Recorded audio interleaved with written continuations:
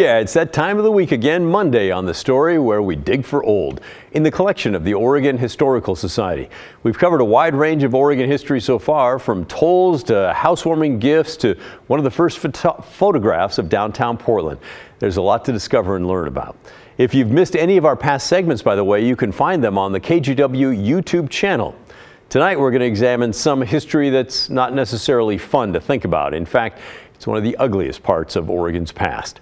The Oregon Historical Society has this 8-page letter in its collection from 1850.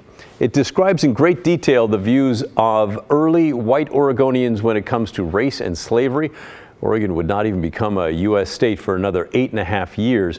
But the territorial legislature had already started enacting black exclusion laws. This letter was written by Representative Samuel Thurston to his friend and political ally Wesley Shannon, also a member of the territorial legislature. Thurston was writing from Washington, D.C. You get an idea of Thurston's views from the very first sentence as he praises a new black exclusion law passed in 1849.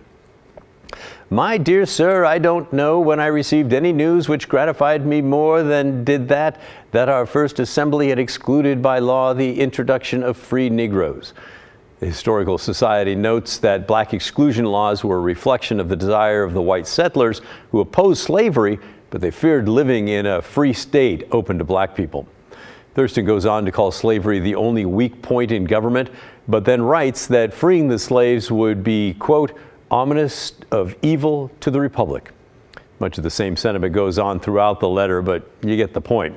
And we could spend a lot of time going over more black exclusion laws in Oregon, but instead let's jump to the end of the letter and a passage from A.E. Platt, who wrote some background on this piece of the Historical Society's collection.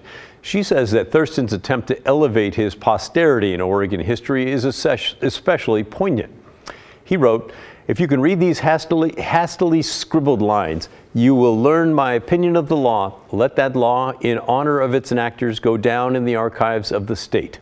And when Africans and African slavery shall have left our shores, and the former shall be flourishing, if flourish they ever do in their own country, let that law remain as a proud reminiscence of its making."